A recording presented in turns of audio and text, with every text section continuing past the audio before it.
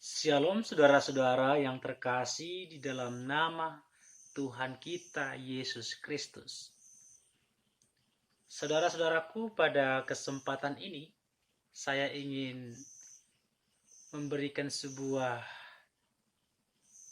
penjelasan mengenai bagaimana berkhotbah dalam bahasa Inggris. Saudara-saudaraku, secara khusus bagi hamba Tuhan, bagi pendeta, evangelis, dan sejenisnya. Tentunya kita sebagai public speaker atau pembicara kepada umat, kepada jemaat, dan juga dengan perkembangan zaman pada saat ini, saya berpikir bahasa Inggris merupakan satu hal yang sangat perlu dipelajari seorang hamba Tuhan, karena banyak bersentuhan atau banyak menghadapi orang-orang yang berbasis bahasa Inggris. Sementara kita pendeta, hamba Tuhan, yang dimana kita harus memberitakan firman Allah.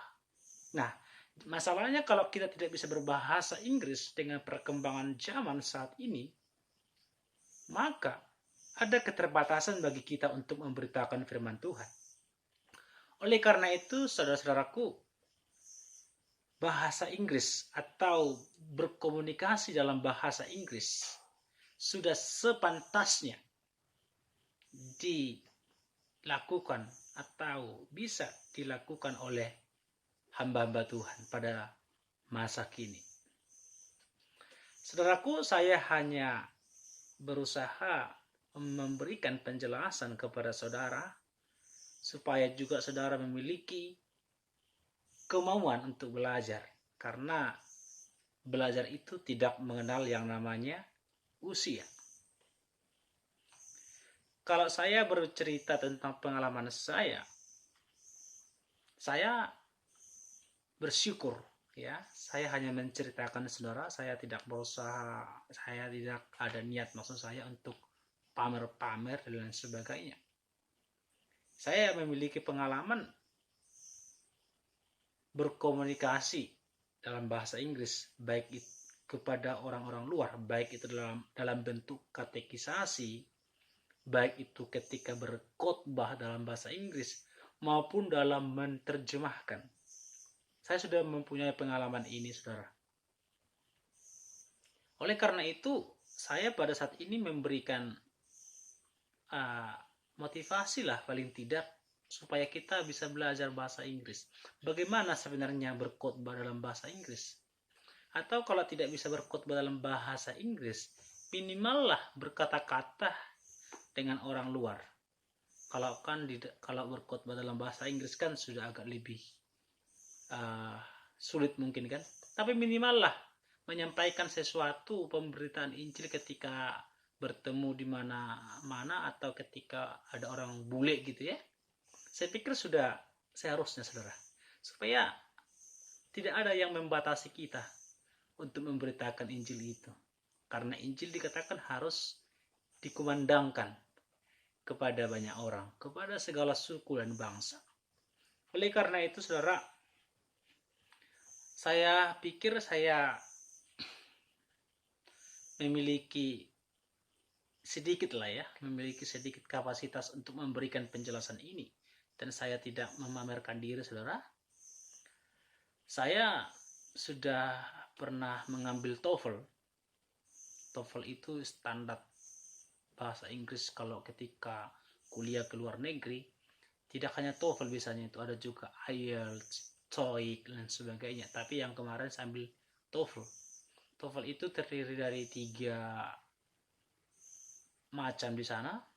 Ada yang namanya structure, ada namanya listening, dan juga ada namanya reading. Jadi di sana kita akan mempelajari. Saudaraku, saya juga memiliki nilai yang cukup ya. Cukup bagus, bisa lah standar untuk kuliah ke luar negeri pada waktu itu. Saudaraku, Saya memberikan tips sederhana lah ya, bagaimana sebenarnya berkhotbah dalam bahasa Inggris, dan ini sudah saya lakukan. Sederhana saja saudara, yang penting kita memiliki komitmen untuk melakukannya itu. Sederhana. Yang pertama saya pikir kita harus membaca Alkitab dalam bahasa Inggris. Maksud saya nats yang akan kita khotbahkan, paling tidak. Kalau mau lebih mantap lagi, ya belajar atau baca Alkitab dalam bahasa Inggris semuanya. Tapi kalau tidak ada waktu, ya perikop yang akan saudara khotbahkan atau ingin sharingkan. Kalau mau sharing saja, tapi kalau mau berkhotbah langsung di depan gitu, ya luar biasa kan. Nah itu harus dikuasai, ya harus dipahami, dan cara pengungkapannya harus dipelajari. Itu yang pertama ya. Karena bagaimana kita ingin menyampaikan sesuatu kalau hal yang kita ingin katakan tidak kita kuasai, kan bermasalah di sana. Oleh karena itu ya Alkitab itu harus dikuasai informasinya itu. Enggak semuanya, secara khusus topik atau bagian yang ingin kita sampaikan itu saudaraku.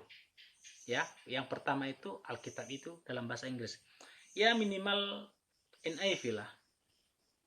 Jangan terlalu banyak dipusingkan ya. Ada bilang NIV itu ada salahnya, sebagai jangan. Tidak sesuai dengan penelitian, tidak ada yang salah dengan NIV.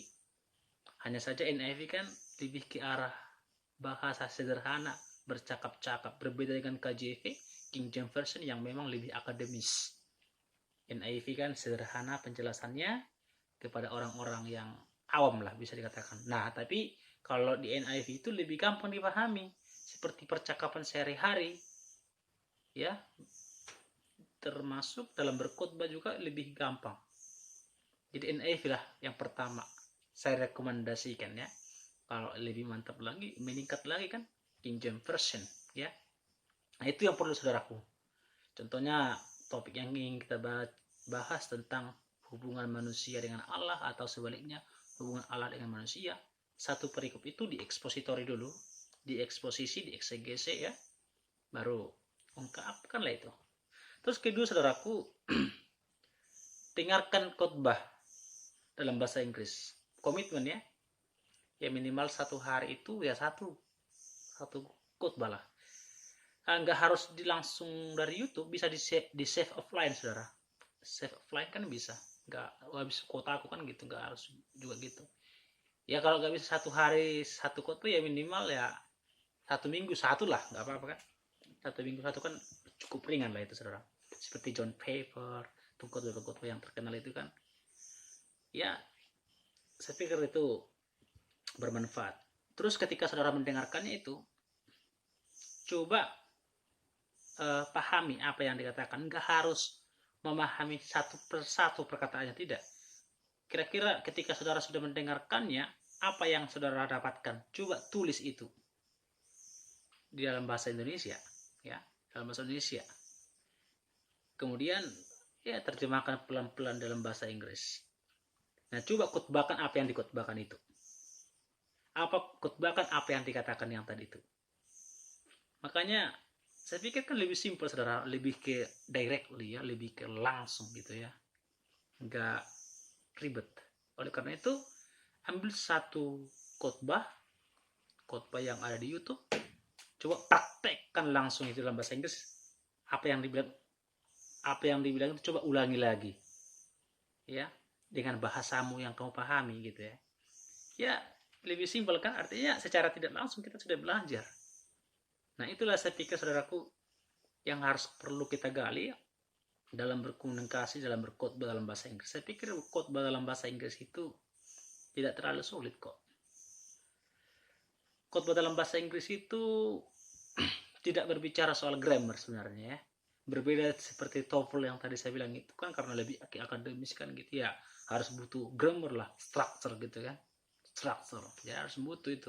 Tapi kalau khotbah kan nggak terlalu dipikirkan grammarnya bentuknya apa, simple present, past tense, past apa itu dan sebagainya ya, nggak terlalu dipusingkan dengan itu. Yang penting khotbah itu Anda paham apa yang Anda katakan dan orang lain paham dengan apa yang Anda katakan. Itu aja.